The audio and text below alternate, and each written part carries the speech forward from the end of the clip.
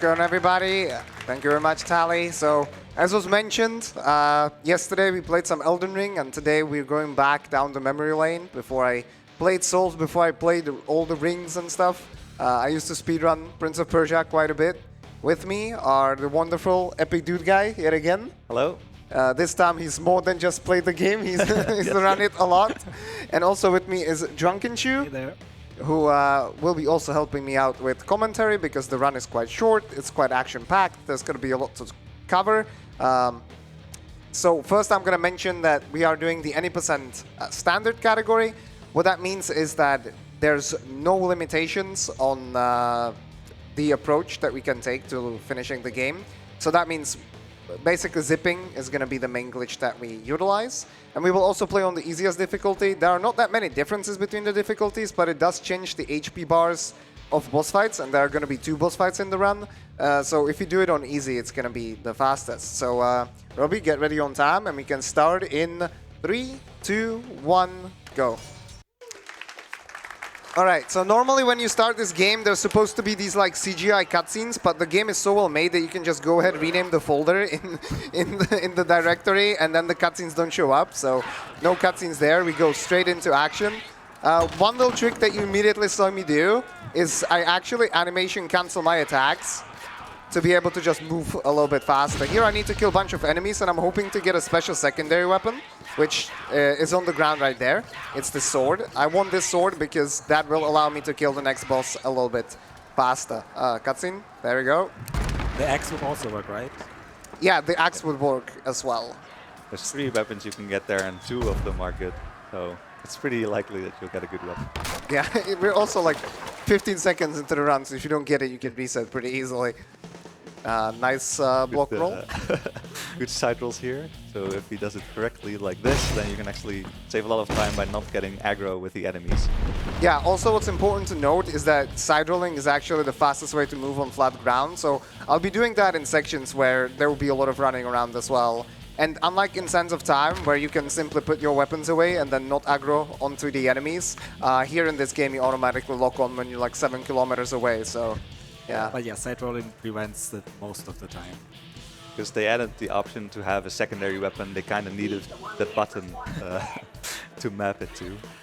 So for this part, I'm going to be using the secondary parry and also jump over to deal the damage. Funnily enough, this is the only part of the run where I use the controller because I can just keep on holding a direction, and then basically as soon as the cutscene ends, I can be moving.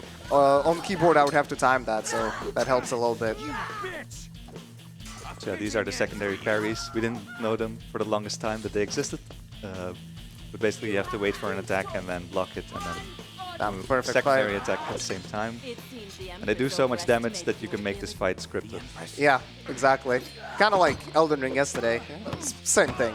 And you still lose though. Yeah, you still lose, but hey, at least I didn't forget this boss, so that's nice, I guess. Game didn't crash, that's also good. The game can crash there.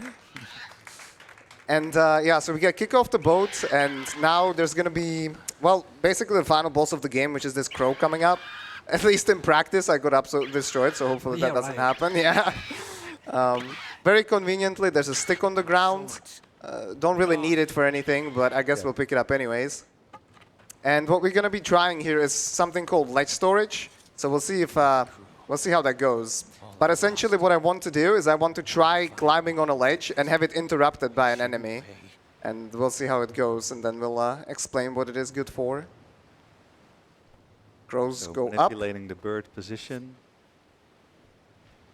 so that the timing is somewhat predictable. There we go, That looks okay. good. Yeah, so you could see it quite clearly there that I tried to climb over that railing. Okay, the crow is scarily close. Don't touch me. No, no, no, no, no, no, no, no, no. Get up, Prince. Okay, the crow left. Okay, that's fine. Rest of the run is just a formality now. Yeah, so what happens there is the game is now actually remembering where the last ledge is that I tried to grab, and that is basically stored. And what it's going to be good for is something that Robbie can tell us. Yeah, so later on there will be a cutscene that takes a very long time. We want to skip it. And basically how the ledge storage works is it's kind of like a 3-part script, and we interrupt the after the first part, and then the second part is where he gets to the location that you store. So when we climb another ledge like this one, so we have to climb this in another way. Yeah. If we climb that normally, we would teleport all the way back to the ledge that we did the skip on for the trick. At least the game would try to teleport you back, but Yeah. you would still have collision with It's everything around you. Yeah. Still interrupted by collision. So the cutscene is coming up here, and Kata will do some interesting movement to jump over it, Well, I'll try. and we can actually go like out of bounds around into a corridor. Okay, so we That's just good. jumped over the cutscene. Here again, instead of climbing this ledge, I'll block jump like this. And then what I'm gonna try to do is position myself here and climb up here and hopefully warp to the correct location Nice, like perfect. this. Work. Let's go. Okay, that's also like slightly hardware dependent sometimes, so I'm glad it worked perfectly fine. And then I backtrack a little bit and I'm gonna take this checkpoint because there's gonna be some pretty precise parkour coming up as well. So in case I fail it, I don't have to watch that really, really long cutscene that Robbie talked about. Speaking of cutscenes, here's a Crowman cutscene. It's a epic enemy that gets like this amazing introductory cutscene, right? There's these crows and they will form into a dude. Man. Yes. But unlike in Sands of Time, we can just kind of ignore him and peace out. So that's what I'm going to do. I'm going to side roll around him, and then I'm going to abuse the collision of this level here. I'm going to go into landscape view, climb up, get stuck in the corner, maybe, while I'm young still. There we go, and then jump up here. And now what I'm going to do is I'm going to abuse the fact that I can jump from the edge of a platform to get on this railing into a wall run. Precisely time my jump. That's really precise, actually. So cool that we got it. It's very easy to run too far because, yeah, it's pretty far away, but you want the auto aim to kick in. Here, precise. Oh, Yeah, that's fine. I was trying to like jump over this trigger for this cutscene, which shows me where to go. I've played this game once or twice before, so I kind of know, but This game has a lot of these cutscenes that Yep. show you where to go, but you still sometimes forget where to go, yeah. unless you play this game a lot. Cute little skip here to save. Eraser said he The would fun. clap, so come on. Yeah. He's clapping. Good, as he should. We're soon coming up onto the main event of this game. Yeah. Once we get into the portal, we get the rewind ability, which lets us do zips. So zips are kind of overloading the memory or the rewind system, and the movements that we do get accelerated by like 100 times or something. So Kata will do, we want to go really far forward, add a bit to the left. So Kata will do in reverse, like a bit to the left, and then a lot of forwards movements. So block roll on a roll. Oh yeah, 2 rolls actually. And then a lot of steps to create the overload. And then the prince will fly forward really far. Easy. And there we go. So what they exactly mean by overloading is that the game can only store a finite amount of movement before it cannot store it anymore, but we do so many movements that just overloaded, and that overload gets put into the rewind, but for some reason it gets forward momentum instead of backward momentum. I don't know why exactly that's the case. Yeah, I think Tree and I theorized once that there's like multiple different versions of the rewind system. Ones have different accuracies. So you put so much into the very accurate version that the less accurate version has all the interesting inputs you want, and that creates the big distance. Yeah. But kind of just a theory. So we abused that there twice already, and then very conveniently, like the next part of the game isn't loaded. However, there's a fountain right next to it, which if I drink there, that gives me a checkpoint, because this game doesn't really have automatic checkpoints. So if I want one, well, there's one that I just got automatically actually, but most of the time, if I want a checkpoint, I have to drink from the fountain. So I just jump to my death to load the next part of the game. And here I do something similar, but actually we're gonna be manipulating something called story gates, which is a very confusing mechanic. But basically this game is sort of open worlded or semi-open worlded, and you can basically revisit areas. So you saw the platform disappear there, that's good.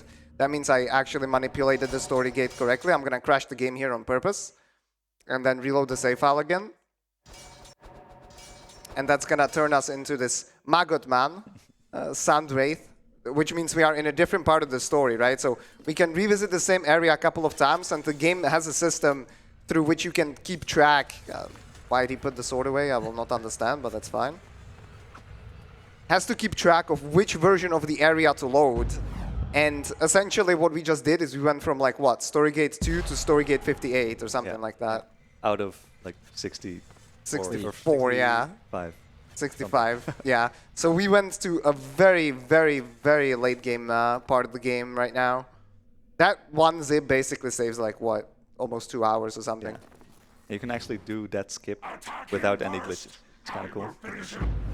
So here I need to actually go down, and very conveniently what I can do is I can just zip this curtain animation and get to the lower floor and get this sword. The reason I'm getting this sword is for the final boss, which is basically where I'm going to be trying to go now as fast as possible.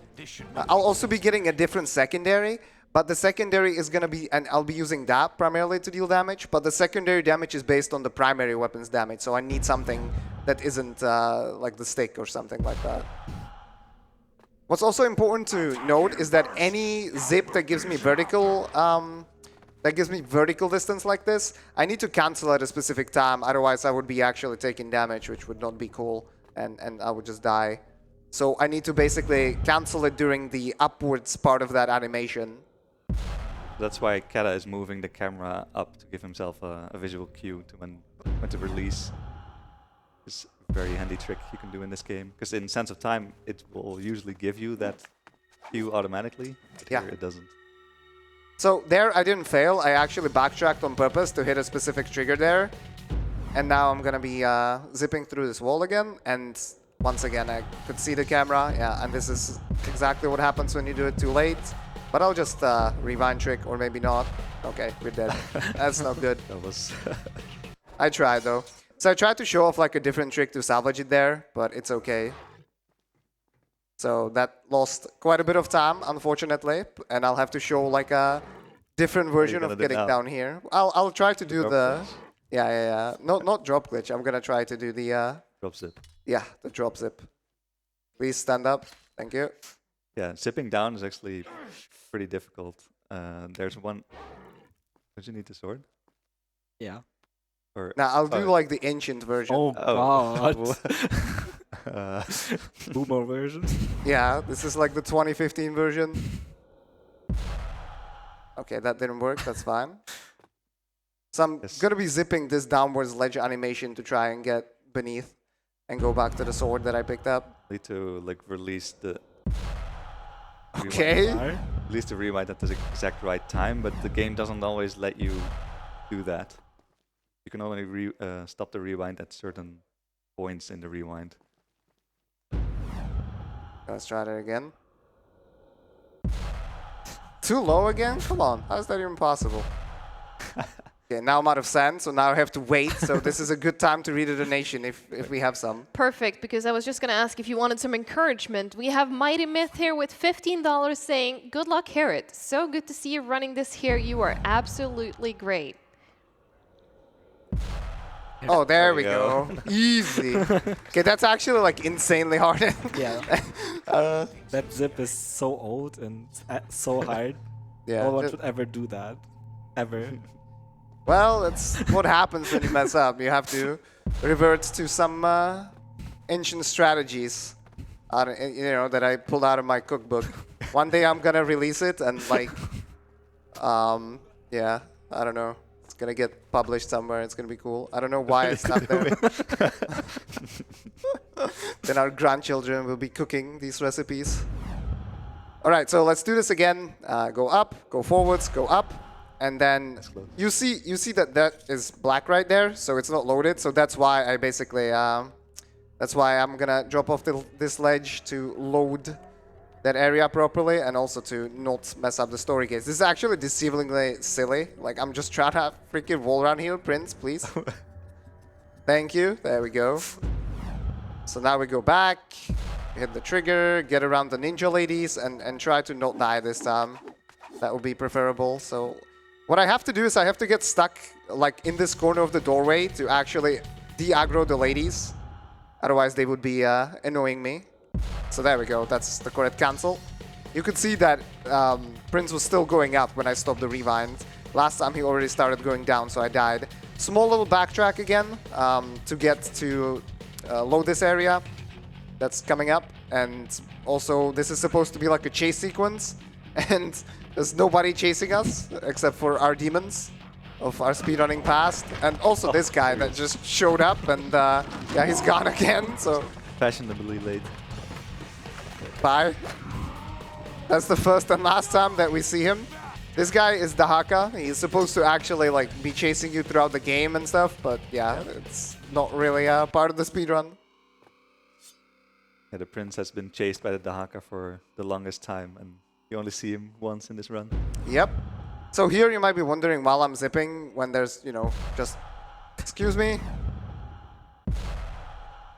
Okay, we tried it again. While I'm zipping when there's like nothing in front of me, that is because there's actually a cutscene. So I'm zipping through the cutscene and I'm also going like a little bit further, so it saves time if you do it first try and not second try.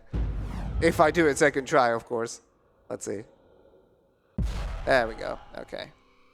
Also, what Kata is doing to create a lot of inputs for the zip is actually, like, one of the mouse wheel scrolls is bound to block, and the other one is to walk forwards, I think.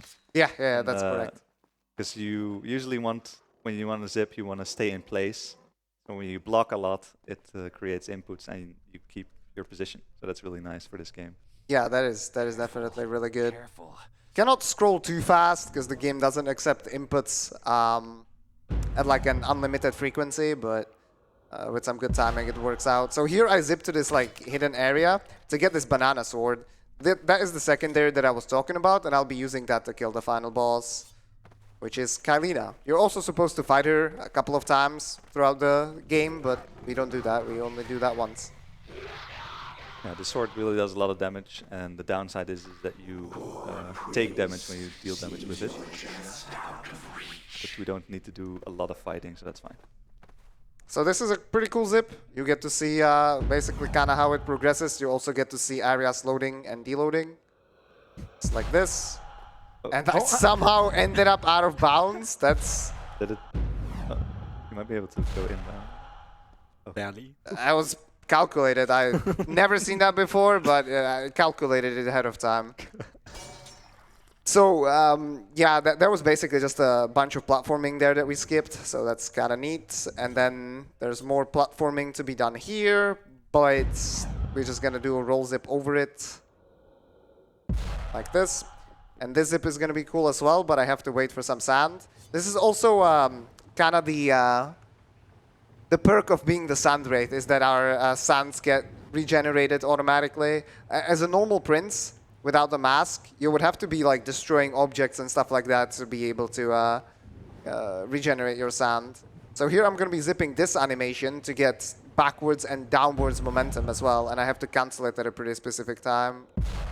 Okay, that was nice. Yeah, that's probably, well, in my opinion, that's like the hardest zip. I don't really zip, so. I feel like everything's pretty easy. I'm just, you know, not that great anymore. My zipping skills have seen better days. So there's actually two different routes you can take. And this is where they would meet.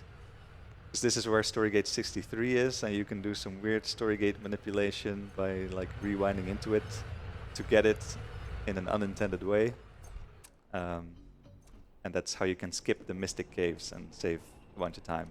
But yeah, it's really not consistent, and you can't, like without a program we use in LiveSplit, you can't really tell if you got it or not. So I can see why you wouldn't do it in a marathon. Yeah, that was intended, again, by the way, because there's a cutscene beneath us, but if we just jump to our death like that and rewind back up, the cutscene's not going to play. So coming up here is also very precise zip with a lot of specific inputs, because we need to get some downwards momentum to hit some triggers. I've never seen such a large clockwork mechanism. So let's see if I can get it. It's as if the entire town. This is basically the thing. Like, the only thing that we are limited by in this game with like where we can travel and what we can do is the loading triggers, right? So we always need to make sure that we hit the next area, load the next area, basically. And story. Yeah. Okay, so let's see. That should be just fine. A little bit of backtracking to load the next part. And there we go. Okay, that was neat. And when we first started zipping all over the place, Sphere in the crowd here made a program in Blender to show us all of the loading triggers in the game. That was I'll wait. really insane. Yeah, insanely helpful to see where all the triggers are and create really cool zips. Like this next one. So I have to break that pod, otherwise Prince would actually auto-target it because he's very angry.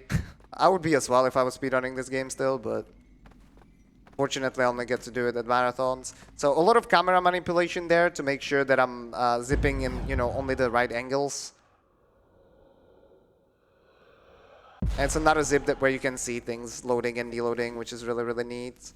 And then here, you're going to be able to see something similar, hopefully. I'll get stuck in this corner, turn around, do a jump. Then I'm going to do 2 parries, walk to the side a bunch, and a backflip. And you should be able to see the inputs, or rather the actions again. So back, to the side, forwards, forwards, up. Land in this hourglass room, go back to hit a loading trigger. And now we're going to zip to the throne room. Yeah, we've also skipped a cutscene where you would turn back into the prince at this point. Really nice to stay the sand wraith. Nice timing. Nice to stay the sand wraith because, well, obviously you don't want to watch cutscenes, but you also keep the regenerating. Regenerating sounds, yeah. So here you're supposed to fight Kalina here the first time. Then you're supposed to have like an encounter there with a cutscene, and you're supposed to get to this portal and switch the timeline in that cutscene, but we skipped all of that, so we come here through a zip. I also have to go ahead and make sure that I get a save file here, because if the final fight that's going to be coming up doesn't go well, I would lose my secondary. Like, you cannot just retry it from the checkpoint that you get. Yeah, for some reason the game doesn't save the swords in checkpoints that the game has for itself. Small zip here to skip some platforming. And yeah, we're going to be approaching the final fights. Final fight has some RNG. There's basically these tornado cycles that are kind of auto-scrollers for like 40 seconds where you have to be dodging tornadoes while Kalina is up in the air. If I do everything correctly, I could be able to skip all 3 of them, called the triple skip. So we'll see how it goes. The second part is kind of random, so hopefully it'll be alright. I have no choice. There is always a choice, Kylina. So I'm going to open up with secondary attacks. For you to die. Wait for her to parry. Sidestep. Sidestep again. Nice. That's good. Now the random part. I need to make sure to get enough attacks in to get into like this clash where you're supposed to mash. But that rhymed. But then I'm gonna lose that clash on purpose and let her attack. Dodge that attack, activate a slow motion ability, and then hit her during it, which could prevent the cutscene from playing, but let's see. That's good. Okay, I'm gonna lose here. Let her attack. Slow down, and now do 5 hits with the secondary. 1 more. And now I'm gonna keep on hitting her with my primary to keep her stuck in an animation and hopefully get ready on time. Hopefully I will get to do a secondary attack now into slow-mo and finish her up. 1. And stop parrying, please. This is not Dark Souls. Time. Okay, triple skip, let's go. Even with the blunder that we had at Scorpion Sword, still underestimate, so that's very nice. I'm happy I got to show off the ancient strats that I remember probably seeing like Cody use back in 2015 when I got into this game. So even though I don't speedrun Prince of Persia actively anymore, and I just basically really enjoy showing it off at marathons, this series is the reason that I'm speedrunning in the first place, and I've got to meet a lot of great friends, just like my commentators here, for example, through these games, so I'm very grateful. And if you're interested in speedrunning Prince of Persia, then you're insane, but you can also join our Discord. It's on the speedrun.com page for any Prince of Persia game. There's plenty of people that will be willing to help you out, get you started. And yeah, this is the slowest game, or I should say the longest game casually, but because of the semi-open world nature, it is the shortest any percent run that we have. Yeah, from me here for today, that is going to be it. I'll be part of the Super Mario Odyssey relay at the end of the marathon later. But until then, next up is going to be Josh with some GTA San Andreas. So I hope you guys enjoyed that one. Commentators, thank you very much for being here with me. It was a Thanks for pleasure. having me. Thank you, for thank having you. me, yeah. Thank you for the crowd for staying here and watching my run. And until next time, take care of yourselves. Bye-bye. Bye-bye.